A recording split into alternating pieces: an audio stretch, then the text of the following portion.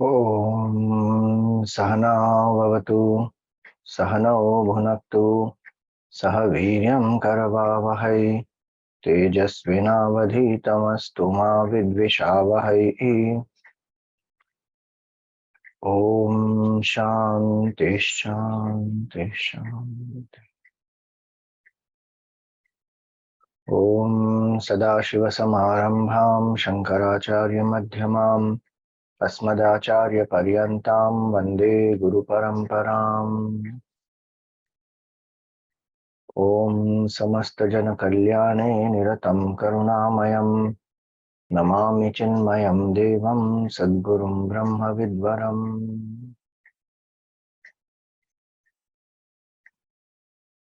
Om Namaste Astu Bhagavan Vishveshwaraya Mahadevaya Trambakaya Tripurantakaya Trikagnikalaya Kalagni Rudraya Neelakantaya Mrityunjayaya Sarveshwaraya Sada Shivaya Shriman Mahadevaya Namaha.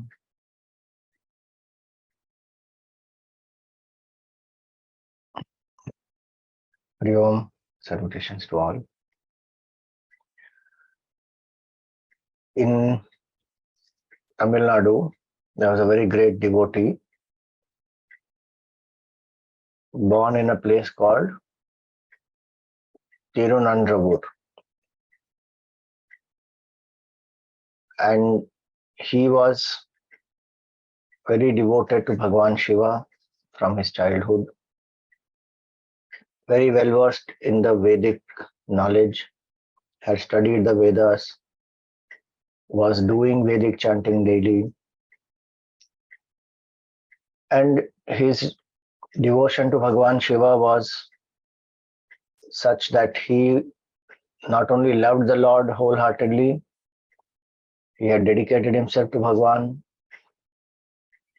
He would do all actions as an offering to Bhagwan, and he would take a lot of delight in serving the devotees of Bhagwan.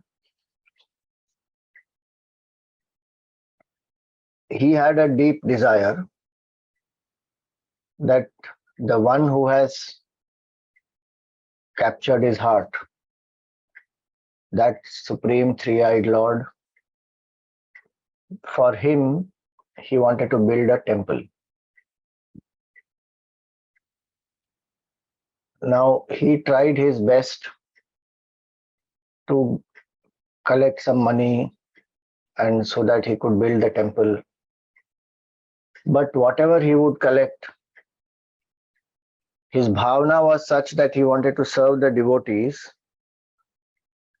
So it would go away in serving the devotees. He would buy some food, give it to them, buy some clothes, give it to them.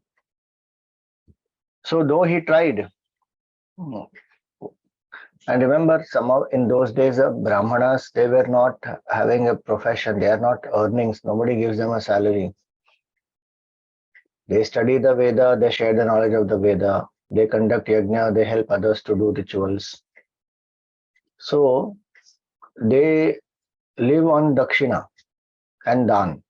So whatever he used to get in dan and whatever people give him as dakshina, with that he would try and keep it to make the temple of Bhagwan, but invariably some devotee would come, somebody who will be needy.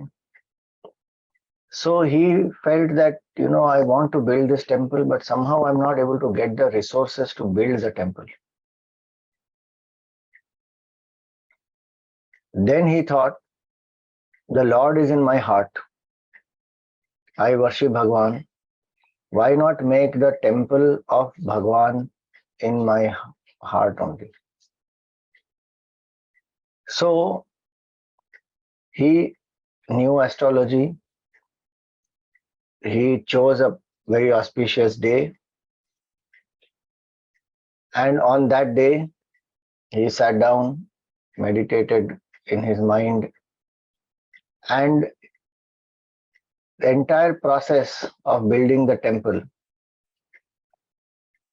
he was visualizing and he was building the temple. He brought the masons, he brought the right type of people, whomever he had in mind who would build the actual temple.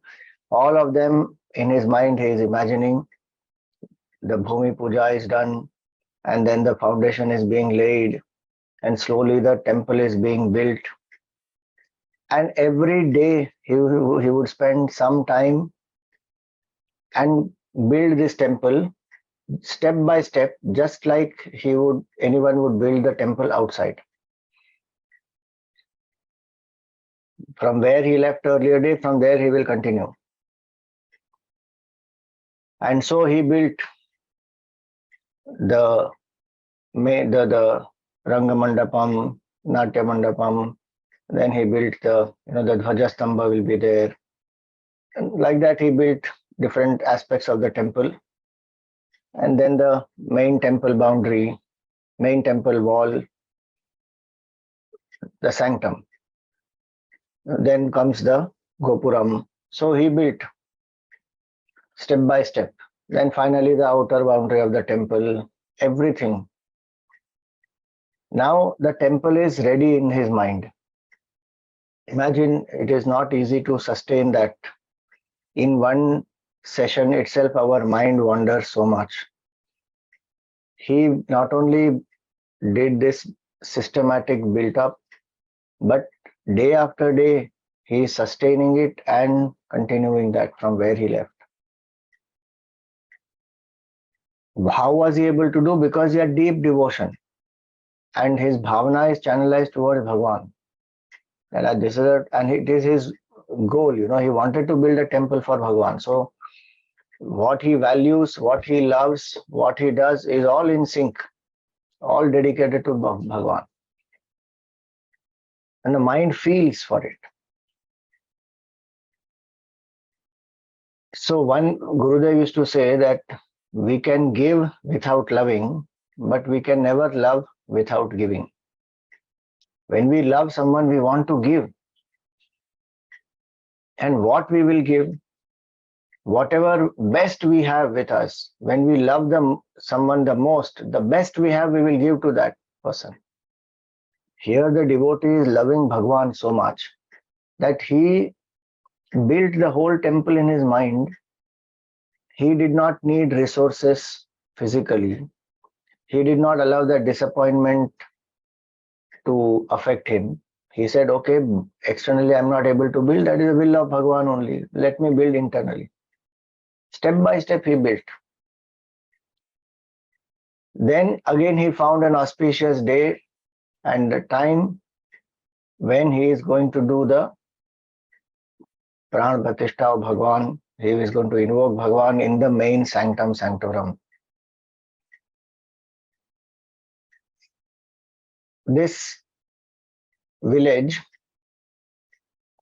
at that time was being ruled, the whole kingdom was being ruled by Pallava king. Now that Pallava king had built one temple and he was supposed to do the inauguration of that temple. One night before, Bhagwan comes into his dream and he tells him that tomorrow you are doing this inauguration of the temple, postpone it. I will not be able to come tomorrow because there is someone else who has built a temple and I need to go there. So I will come afterwards. So not that Bhagwan can't be, Bhagwan is all pervasive. It's not that he can't be in more than one place at a time. But the Leela is to highlight the glory of that Bhakta and the devotion that Bhakta had. So Bhagwan says somebody already built a temple in this village called Tirunandravur. So you postpone this.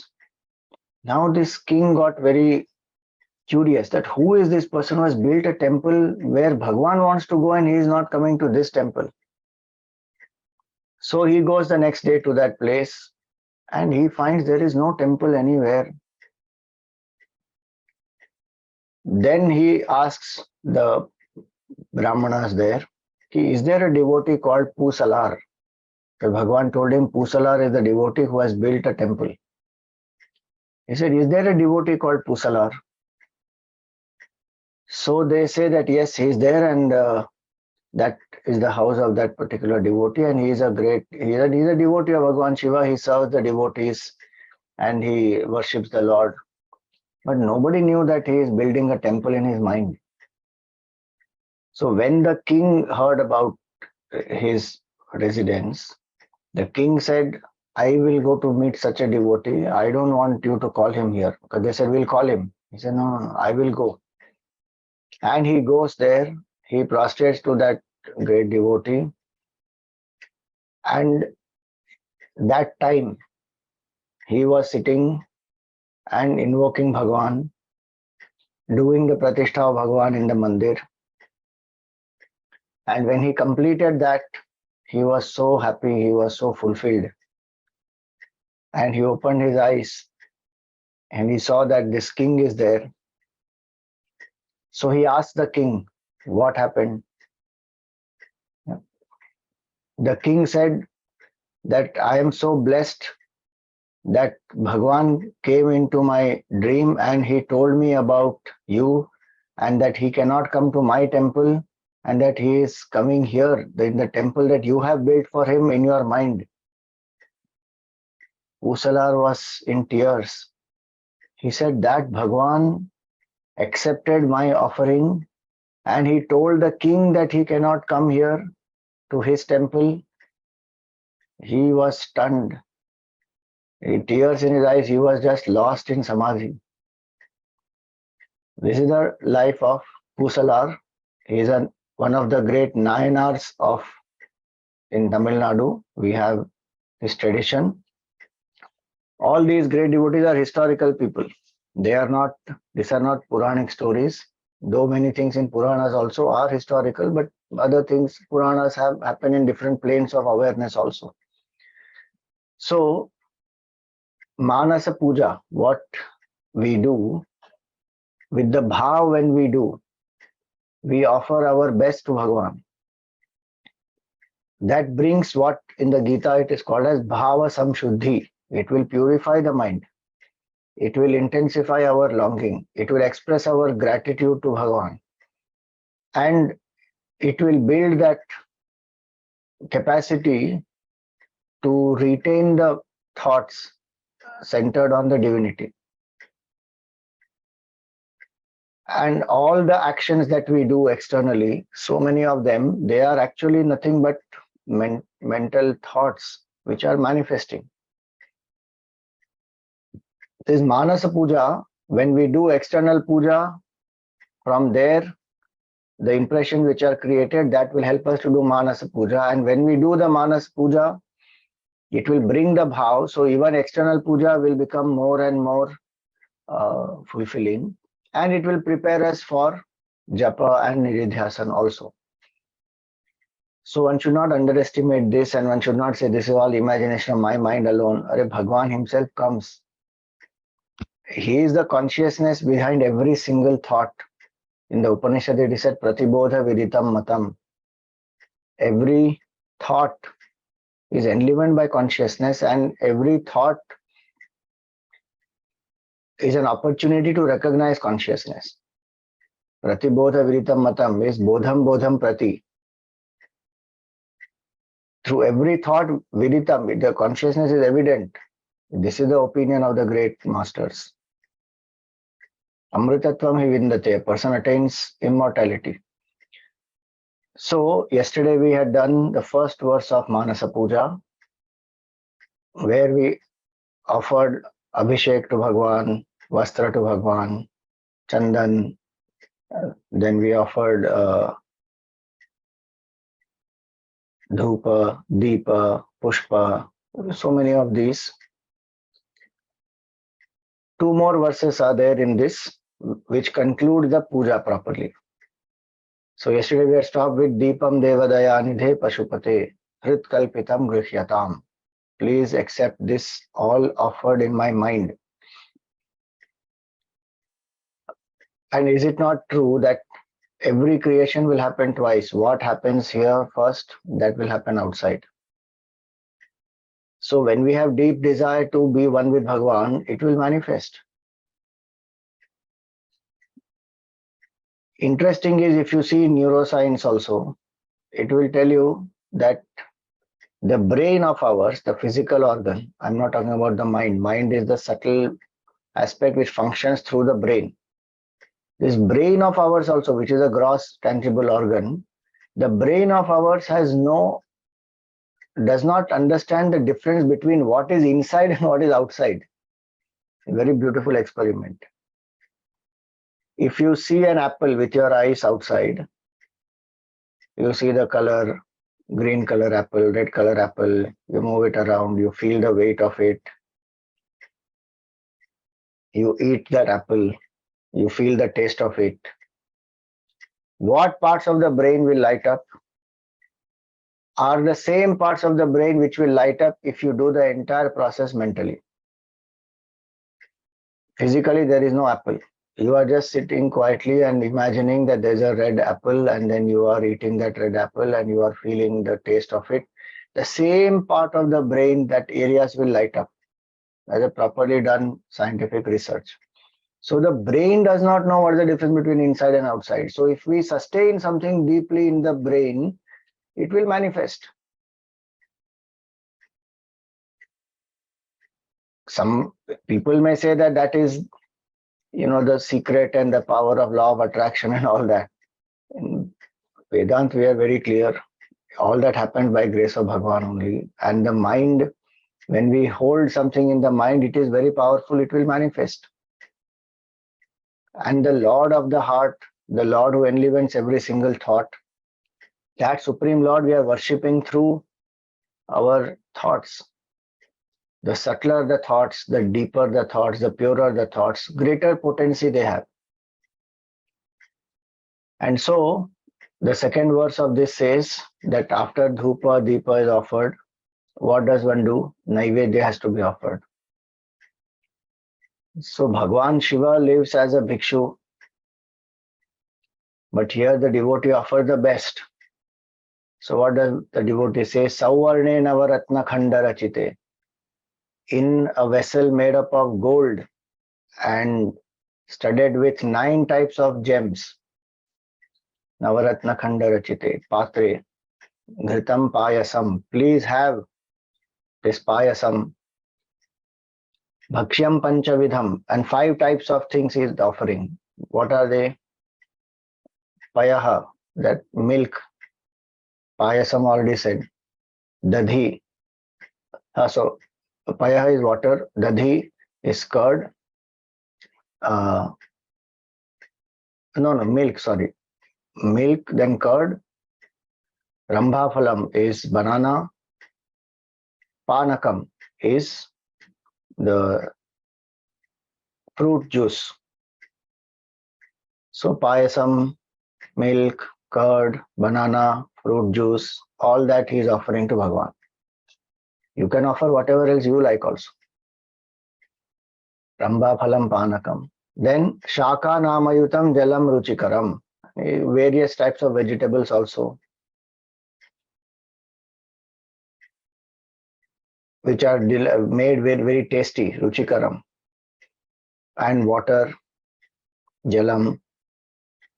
Then that water is sweetened by camphor, karpura khandojwalam.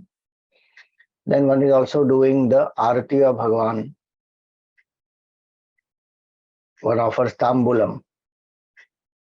Tambulam, one is offering that to Bhagavan.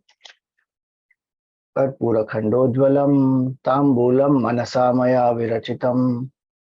This tambula is also given, the betel leaf. How am I giving it? Bhaktya prabho svikuru. With great devotion I am offering, please accept all these. Then is the time to entertain Bhagavan. Chhatram chamara yor yugam vyajanakam chadarshakam nirmalam. So there are the chauris, chhatra, chamara, the thing which has, I don't know what you call it, with which the seva of Bhagavan is done. It will have like grey color strands of hair, and one will do that provide ventilation to Bhagavan, air. Chatram chamarayo yugam vyajanakam. Bhagavan is shown one mirror also. Why is Bhagavan shown the mirror? Very interesting it is. The entire world, see in the mirror we look at ourselves and we remove if any stains or marks are there and we beautify ourselves. So our Shastra says Guna Adhan and Dosha Panayanam has to be done. And then one comes to see oneself and one admires oneself. Bhagavan doesn't need to admire himself. He is self-luminous. He is infinite. This entire world is a reflection of his own glory. So in the mirror one sees oneself. The clearer the mirror is, the clearer the reflection will be. So that mirror is our mind. That Bhagavan, you please reflect in this. May my mind be as pure as this. Adarshakam nirmalam, it is said. Pure. Otherwise, why should they say pure mirror? It is symbolic of our mind. Bhagavan, please make my mind also as clean and clear as this so that divinity will reflect in my heart. Adarshakam nirmalam. Then, Veena bheri mridanga ka halakala gitam chanrityam tatha. Various types of musical instruments, drums, kettle drums, trumpets, and Bhagavan is Natya Priya. He is the very source of all dance and music. So whatever one is entertaining Bhagavan, sing for the Lord, dance for the Lord. Everything is offered to the divine. In our temple, that's why if you see so much art, literature, dance, music, all that is offered to the divine. In the temple, outside the temple, everywhere. So many fields which are there, all the fields will help us to connect to the divine and discover that. So, Veena bheri mridanga ka halakala gitam chanrityam tatha. Sashtangam pranati stutihi. One does Sashtang Dandavat Pranam to Bhagavan in complete surrender. It is called Ashta Angana, 8 limbs. So 2 toes, 2 knees, 1 chest, 1 forehead, and 2 hands. 8 limbs. The hips are kept little up. They don't touch the ground. Chest only will touch the ground. After the knees, it will be the chest which will touch the ground. Sashtangam pranati stuti. One does Dandavat Pranam. Pooja Gurudev used to say that what is the importance of the Dandavat Pranam? When we stand tall, if there is a source of light in front of us, the shadow will be as long as our height. If we kneel down, shadow will become half. If we fall flat, there is no shadow. So Bhagavan is all Jyoti Swarup. And when we stand, that is the body identification that we have. And the shadow is the ego. When we kneel down, the body identification reduces, ego also reduces. And when we fall flat, no body identification, no ego, Bhagavan alone remains. So that is Dandavat Pranam. So one does Dandavat saying, Bhagavan, take away all this body identification. Make me one with you. Sashtangam pranati stutir bahuvidhaha. And one different ways one sings the glory of Bhagavan. Etat samastam maya.